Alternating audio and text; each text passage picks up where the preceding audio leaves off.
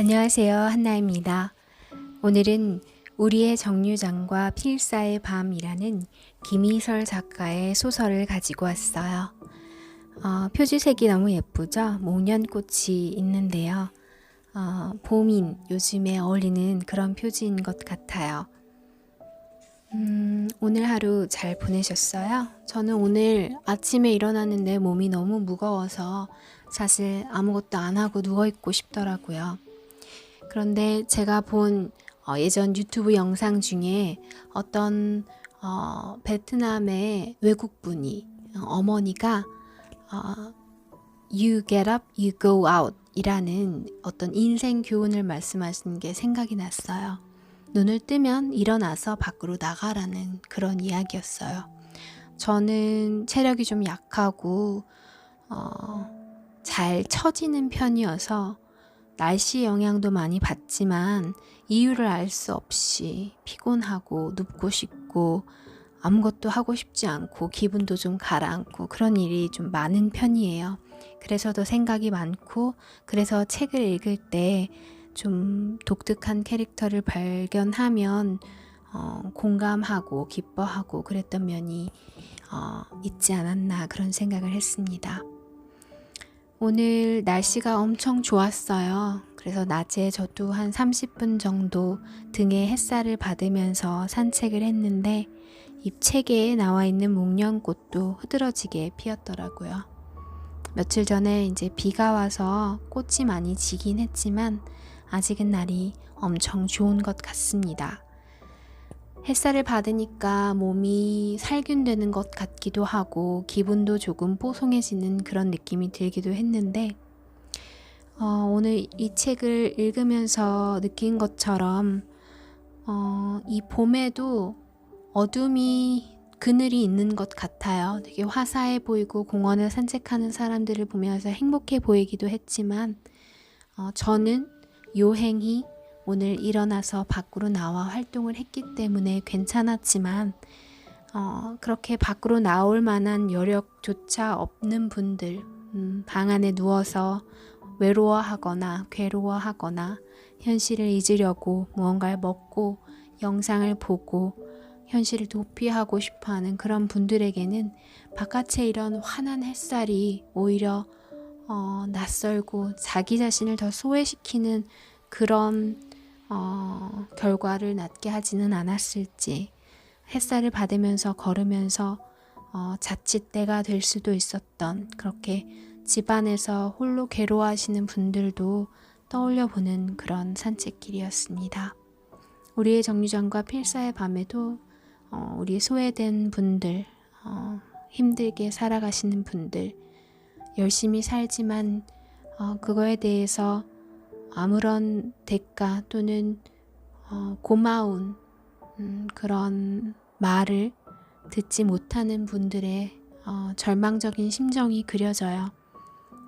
함께 들어보면서 뽀송하지만은 않은 그런 봄날을 한번 또 생각해 보셨으면 좋겠습니다. 여러 가지 챕터로 이루어져 있는데요.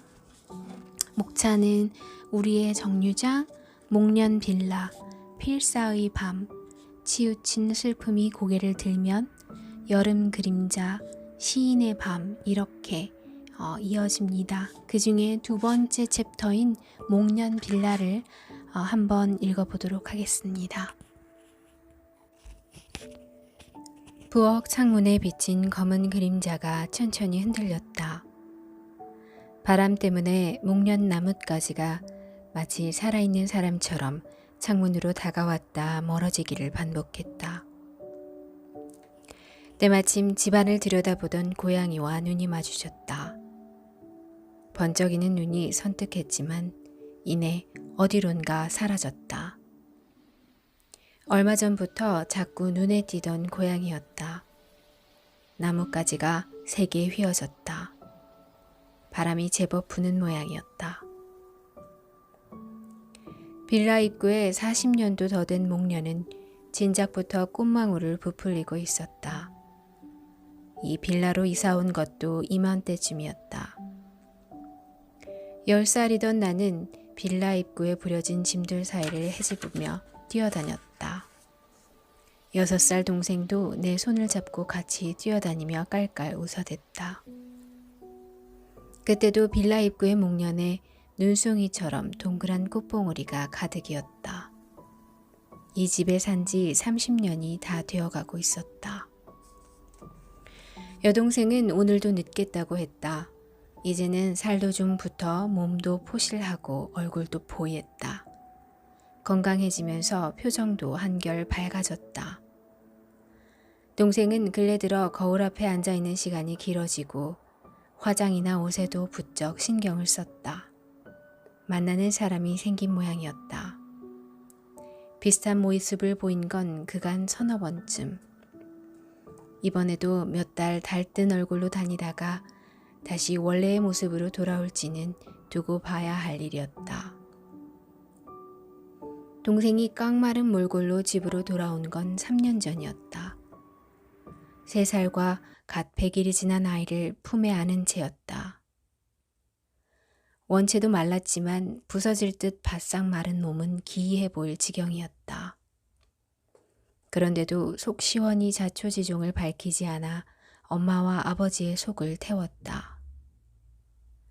엄마는 도대체 무슨 일이냐, 박서방이 뭘 잘못했냐, 빈손으로 뛰쳐나온 걸 보면 네가 잘못한 일이 있냐, 왜 입을 다물고 있느냐고 다그쳤다. 아버지는 아무 말 없이 100일짜리를 안아 얼을 뿐이었다. 엄마는 이렇게 나와버리면 끝이냐고 소리를 지르며 동생의 어깨를 잡아 흔들었다. 티셔츠가 쑥 흘러내려 한쪽 어깨가 드러났다. 앙상한 어깨에 뻘건 피멍이 맺혀 있었다. 이게 뭐냐? 내가 말릴 틈도 없이 엄마가 동생의 티셔츠를 훌렁 벗겼다.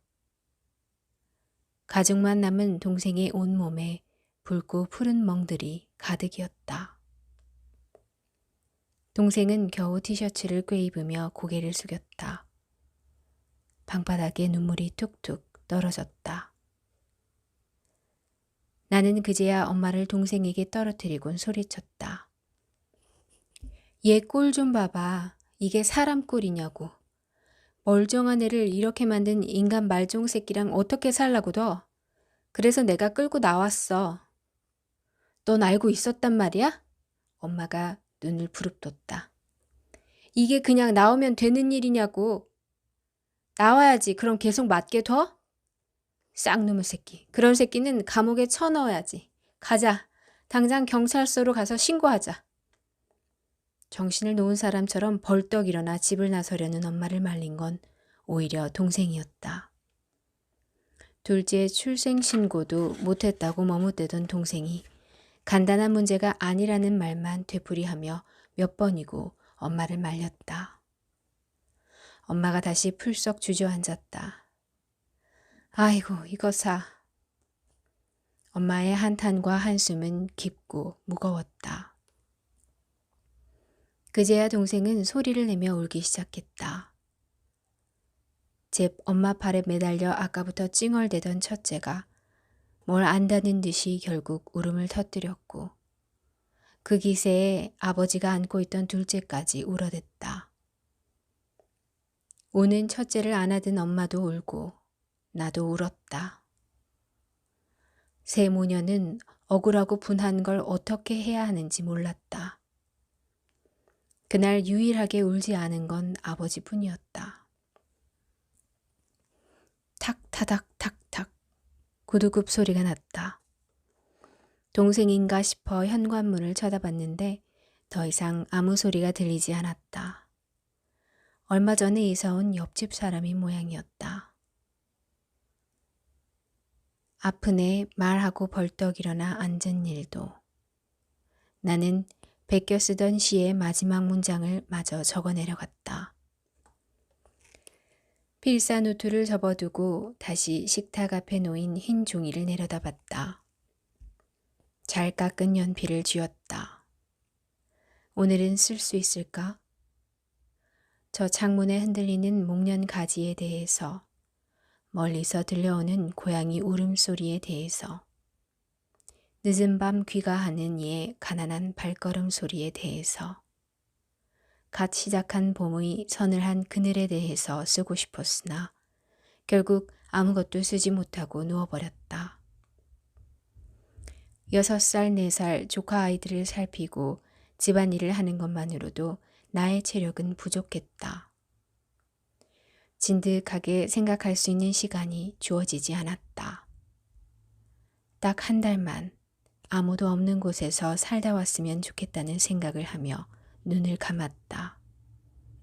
잠은 언제나 득달같이 달려들었다. 6시 반에는 동생의 알람이, 7시에는 엄마의 알람이 울렸다. 8시에는 아이들을 깨웠다. 한번 차린상에 밥과 숟가락만 바꿔가며 아침을 먹였다. 동생 엄마 손으로 집을 나섰다. 동생은 낮에는 회계사 사무실에서, 퇴근 후는 파트타임으로 두어 군데의 학원에서 수학을 가르쳤다. 엄마는 사거리 건너 고시원 건물의 청소원이었고, 아버지는 그 옆에 재건축 아파트 공사장의 야간 경비원이었다. 어른들이 먹은 상에 아이 둘을 끼고 앉아 부지런히 밥을 먹였다. 첫째를 8시 40분까지 유치원 버스에 태워야 했다. 그러려면 늦어도 25분에는 집을 나서야 유치원 버스를 타는 슈퍼 앞 로터리까지 내려갈 수 있었다.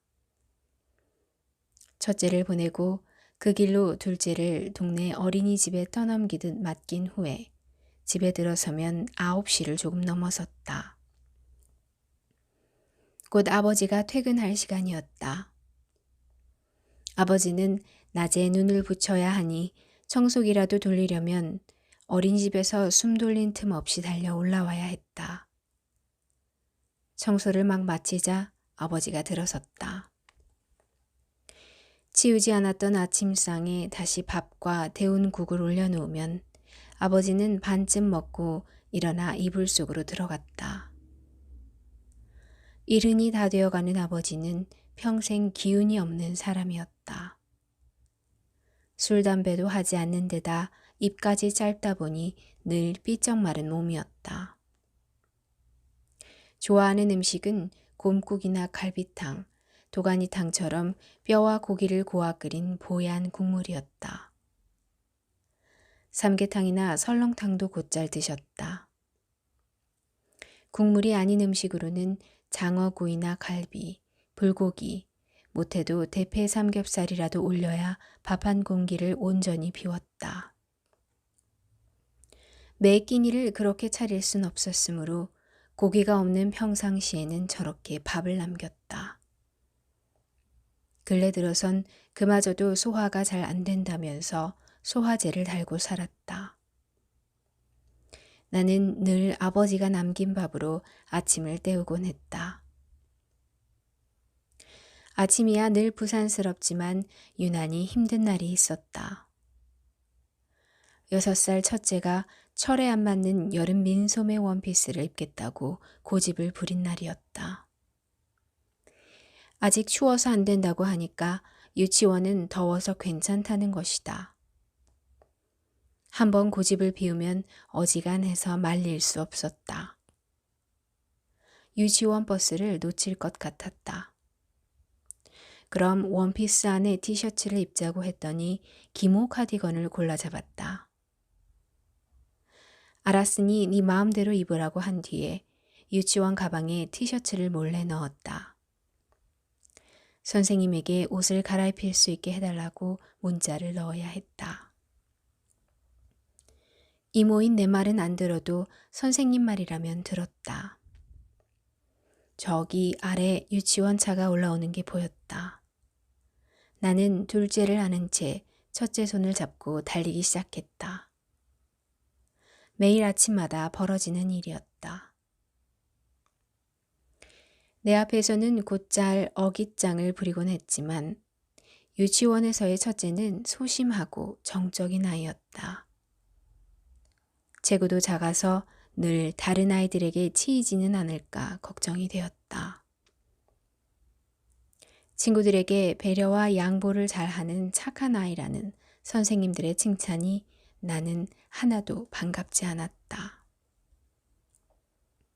요즘 같은 세상에 착한 건 아무짝에도 쓸모없었다.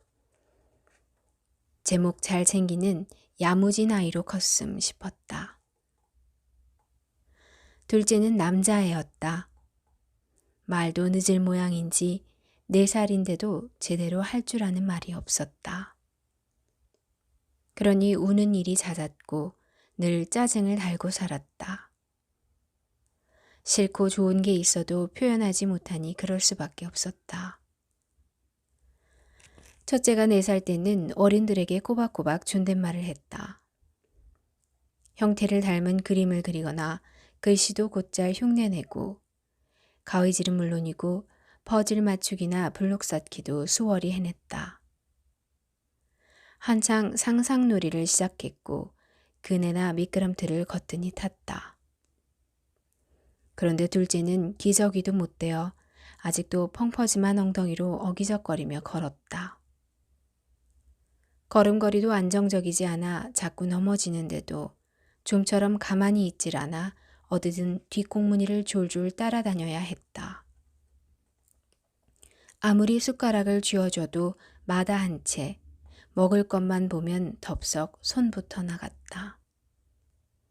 그런데도 몸집은 첫째와 맞먹으려 했다. 아버지가 들어간 안방문이 잘 닫혔는지 확인하고서 설거지를 시작했다.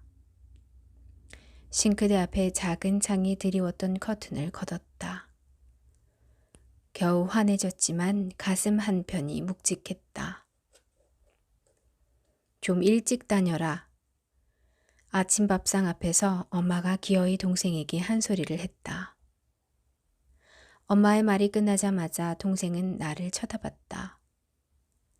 내가 엄마한테 뭐라 말한 줄 아는 모양인데 나는 동생이 언제 들어왔는지도 몰랐다. 엄마는 일찍 다니라는 잔소리 다음으로 아이들 생각하며 살라는 말을 덧붙였다. 그 다음 순서는 끼니는 제대로 된 걸 먹어라. 술 많이 마시지 마라. 아무한테나 실실거리며 웃지 마라. 엄마는 정해진 순서대로 을풀 작정 같았다. 대꾸도 하지 않던 동생이 밥을 먹다 말고 일어났다. 그러곤 현관문을 나설 때까지 입을 꾹 다물고는 식구들과 눈 한 번 마주치지 않았다. 현관문이 쾅 닫히자마자 엄마는 또 땅이 꺼지도록 한숨을 쉬었다. 나는 못 들은 척 아이들을 깨웠다. 아이들의 인기척에 엄마는 나 들으라는 듯이 중얼거렸다. 자식 새끼들만으로 부족해. 이젠 저것들까지. 벌이 없는 입이 몇 개냐 대체. 그러니 네 아버지나 내가 조금 더 벌어두고 죽어야 하는데. 엄마의 레퍼토리는 언제나 내가 쓸모없는 사람 같다는 생각이 들게 했다. 미세먼지가 심한 날이었다. 집 안팎으로 부엿기는 마찬가지였다. 설거지를 마치고 집안을 둘러보았다. 30년 동안 살아온 20평이 조금 넘는 이 집에 어른 넷과 아이 둘이 살고 있었다. 방 3개, 화장실 하나, 부엌과 거실, 베란다와 다용도실은 모두 드나드는 문을 제외하고는 빈 벽이 없었다. 엄마의 구닥다리 살림에 동생네 짐과 아이들의 살림살이까지 틈 하나 없이 빼곡히 쌓이고 꽉꽉 들어차 있었다. 아이들이 커갈수록 집은 점점 더 좁아졌다.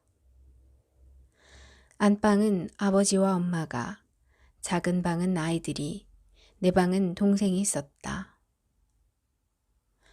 동생은 아이들과 같이 자겠다고 했지만 일하러 나갈 사람은 잠이 편해야 한다며 거실에 내 이불을 깔아준 건 엄마였다. 거실 장 앞에는 1년 내내 빨래 건조대가 놓여 있었다. 아이들을 키우는 집이니 빨래가 많았고 말리기는 힘들었다. 1층이어서 햇빛이 잘 들지 않아 늘 빨래를 말리고 있는 거실엔 언제나 꿉꿉한 냄새가 가시질 않았다. 미세먼지가 있든 말든 안방을 제외한 집안의 모든 창문을 열어 환기를 했다. 세탁기를 돌린 후에는 걸레질을 했다. 아이들 운동화를 빨고 나니 흥건하게 땀이 찼다. 식탁 앞에 앉아 숨을 고르다 보니 찬바람에 등허리가 선뜩했다. 트득 트드득 소리에 놀라 뒤를 바라보았다. 고양이가 부엌창 쪽으로 이쪽을 쳐다보고 있었다. 어젯밤에 본 고양이인가? 고양이가 발톱으로 방충막을 긁어냈다. 방충막 모서리가 조금 들떠 있었다. 지켜보니 그 구멍을 넓히려고 안간 힘을 쓰는 모양새였다. 누런색과 검은색이 얼룩덜룩 뒤섞인 고양이였다. 귀도 한쪽은 누렇고 다른 한쪽은 새까맸다. 아직 어린 고양이 같았다. 겁도 없이 사람 사는 집에 들어오려 하다니 배가 고픈가? 나는 부엌을 둘러보았다. 뭐라도 주고 싶은데 뭘 줘야 하는지 몰랐다. 싱크대 개수통에 있는 퉁퉁 부른 밥풀 몇 개를 꺼낸 뒤 나는 조심스럽게 방충망 문을 열었다. 후다닥 뒤로 물러섰던 고양이가 조심스럽게 한 발짝씩 앞으로 다가왔다. 창틀에 떨궈 놓은 밥풀에 코를 대고 킁킁대더니 이내 혀를 날름거리며 다 먹어치웠다. 그러곤 작은 욕소리로 양 울었다. 그걸로 배가 찰 리가 없겠지. 나는 머리와 똥을 따놓은 국물용 멸치를 한 줌 쥐어 다시 창틀에 놓아주었다. 이번에도 다시 뒤로 물러섰다가 다가와 멸치를 먹기 시작했다. 빌라의 벽돌담 너머로 지나가는 사람들이 왁자하게 떠들었다. 그 소리에 화들짝 놀란 고양이가 멸치를 놔두고 펄쩍 뛰어내려 사라져버렸다. 빌라는 한 층에 4가구씩 4층짜리 건물 4동이 붉은 벽돌 벽에 둘러싸여 있었다. 목련 빌라라는 이름 때문인지 화단에는 목련이 많았다. 빌라가 오래된 만큼 나무도 오래되어 목련잎이 피기 시작하면 장관이 펼쳐졌다. 그러나 활짝 핀 목련 외에는 좋은 점이 하나도 없는 집이었다. 일단 너무 오래되어 상하수도관이 낡아 천장이나 벽에 누수가 자주 일어났고 수압은 낮아 한 번 씻으려면 양동이에 물을 받아 써야 했다. 나무로 된 문과 문틀은 비틀어져서 여닫을 때마다 소리가 나거나 아예 안 닫히기도 부지기수였다. 싱크대와 찬장은 나무가 사가 언제든 주저앉아도 하나도 이상하지 않을 지경이었다. 현관문은 녹이 슬어 복도까지 베어든 붉은 눈물이 지워질 줄 몰랐다.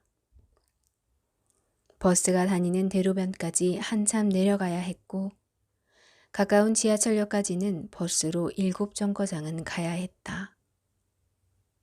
게다가 1층이니 밖에서는 안이 훤히 보였고 지나가는 사람들의 목소리 정도는 아무렇지 않게 들렸다. 날이 따뜻해지기만 하면 밖에서 노는 아이들의 시끄러운 소리에 정신이 사나워지기도 했다. 벌레가 많은 건 일도 아니었다. 무엇보다도 해가 잘 들지 않는 점이 가장 힘들었는데 그 와중에 어둑해지기만 하면 두꺼운 커튼을 내려 온 창문을 가려야 하는 게 더 난관이었다. 집안에 불을 켜는 순간 바깥에서 집안이 낱낱이 다 보였기 때문이었다. 그러니 실내는 늘 어둑해야 했다.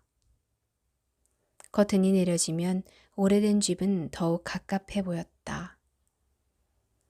사방이 막힌 강 상자 속에 갇힌 기분이 들곤 했다. 미세먼지가 온 세상을 잡아먹은 것 같은 나날이 이어졌다. 재난 문자 경보는 하루에도 몇 번씩 울려댔다.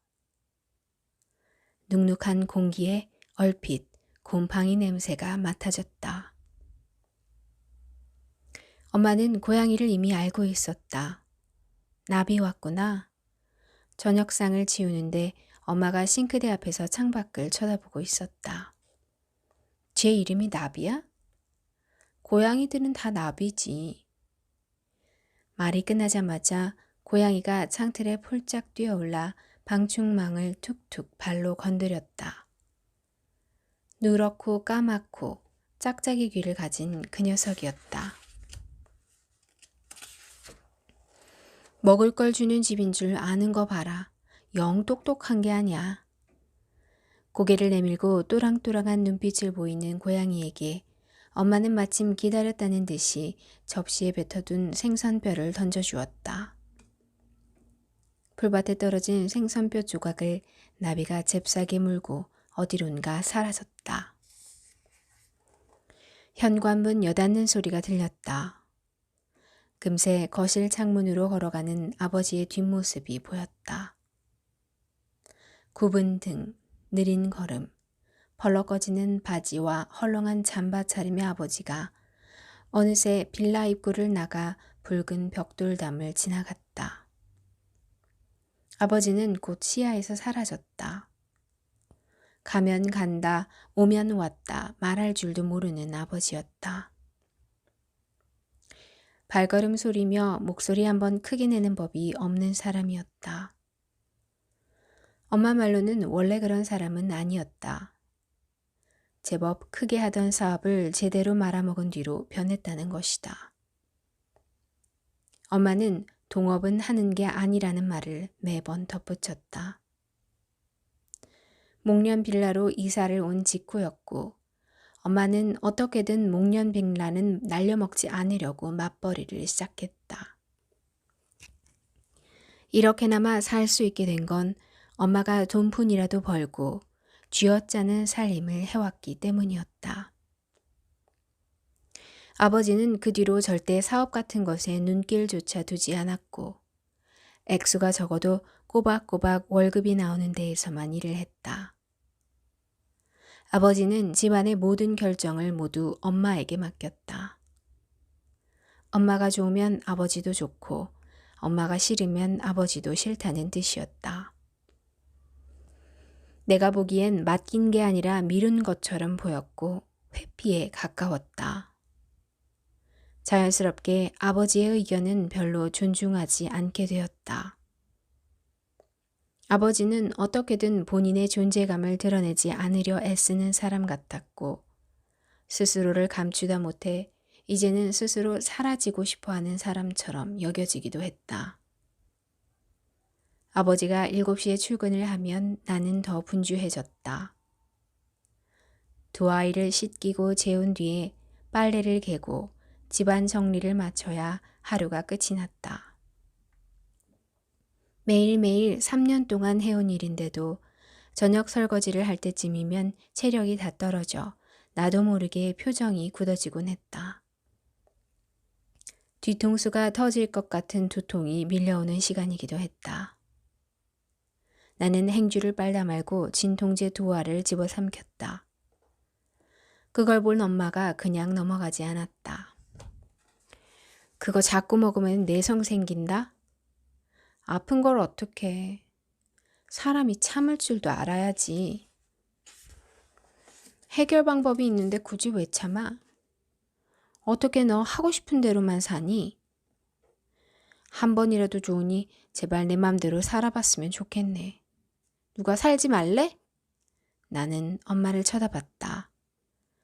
내가 아무것도 못하고 아무 데도 못 가는 건 결국 식구들 때문이었다. 얼굴이 달아올랐다. 요즘 들어 갑자기 더워지는 일이 잦았다. 체한 것처럼 가슴이 묵직했다. 설거지를 마치고 음식 쓰레기 거름망을 뒤적였다. 생선 가시에 붙어있는 살점들을 일일이 다 떼어내다 말고 이게 다 무슨 소용인가 싶어 손에 쥔 생선뼈를 냅다 집어던졌다. 가시와 살, 껍질과 껍데기, 말려서 버릴 것들을 일일이 구분해야 할 일들이라는 걸 알았지만 그만두기로 했다. 나는 검은 비닐봉지에 눈에 보이는 건 모조리 다 쓸어담기 시작했다. 싱크대에 널브러진 음식 쓰레기들이며 과자 봉지, 요구르트 병이며 발치에 굴러다니던 동그랗게 말린 둘째 기저귀까지 한데 다 집어넣어 꽉 묶어버렸다. 내가 동동거리고 노력하고 애쓰는 일들의 결과가 너무 미비하다는 걸 깨달을 때마다 허무해지곤 했다. 플라스틱 포장재에 겹겹이 둘러싸인 물건을 사게 되면 플라스틱 빨대를 쓸 때마다 들었던 죄책감이 무의미해졌던 것처럼 그럴 때면 그냥 포기해버렸다. 나 혼자 애쓴다고 될 일이 아니었다. 나 혼자 바르게 산다고, 나 혼자 제대로 산다고 해서 변할 리가 없었다. 나는 누구보다 분리수거를 철저하게 하고 그 누구보다 열심히 집안일을 했지만 나의 노력은 너무 쉽게 보잘것없는 것으로 전락되었다. 내가 식구들의 일상을 위한 도구로 사용되는 것에 화가 났다. 그게 잘 참아지질 않았다. 어쩔 수 없이 선택한 상황이었을 뿐이었다. 내가 들인 노력에 정당한 대가를 받고 싶었다. 대가란 고생한다고, 수고한다고, 그래서 고맙다는 마음이면 되었다. 말뿐이어도 좋으니 말이라도 그렇게 해주길 바랬다. 네, 잘 들으셨나요? 마지막 부분에 그 누구보다도 열심히 집안일을 했지만 나의 노력은 너무 쉽게 보잘것없는 곳으로 전락되었다. 내가 식구들의 일상을 위한 도구로 사용되는 것에 화가 났다. 그게 잘 참아지지 않았다. 이런 부분이 있어요. 집안일이라는 것이 또 일상이라는 것이 매일매일 반복이 되고 익숙해져 버리는 그런 맹점이 있는 것 같습니다. 열심히는 하지만 아무도 알아주지 않고 그러다 보면 나는 뭐 하러 이렇게 애를 쓰는가 이런 생각이 들기도 하고요. 그래서 명상이라는 것 또는 독서라는 것을 통해서 자꾸 가라앉으려고 하는, 허무해지려고 하는, 불행해지려고 하는 그런 정신을 조금씩 붙잡아 보고 가다듬어 보고 그런 어떤 습관이 필요하지 않을까 그렇게 생각을 해요. 오늘 하루도 모두 고생 많으셨고요. 내일은 조금 덜 애써도 술술 풀리는 그런 한 해가 되셨으면 좋겠네요. 좋은 밤 되세요. 한나였습니다.